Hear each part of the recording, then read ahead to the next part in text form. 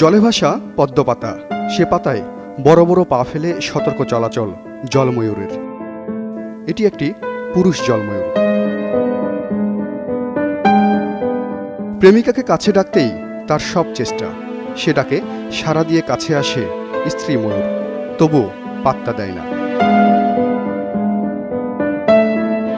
বিশ্বাস অবিশ্বাসে দোলাচলে স্ত্রী ময়ূরটি। একসময় ওরা ঘর বাঁধে। পদ্মপাতায় খড়কুটোতে ঘর বাঁধে পুরুষ ময়ূরটি। সে ঘরে 4টি ডিম পেড়ে চলে যায় স্ত্রী ময়ূর। সেই যে যায় আর ফিরে আসে না।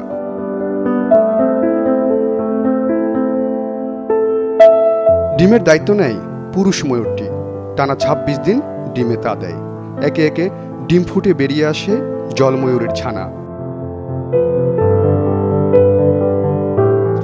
ঘণ্টা 4 আগে ওদের জন্ম। সদ্য চোখ ফোটা ছানাটি হামাগুড়ি দিতে দিতে বাবার কাছে যায়। মাতৃহীন ছানাগুলোকে পরম মায়ায় বুকে আগলে রাখে বাবা ময়ূর। দিন 7 পর কচি পদ্মপাতা, অঙ্কুর ও বীজ খেতে শেখে ছানারা।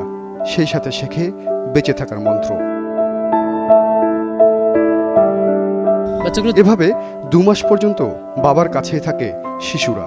তারপর প্রকৃতির নিয়মে ওরাও একদিন বাবা মা হয়। পদ্মপাতায় চলে জলময়ূরদের জীবনচক্র।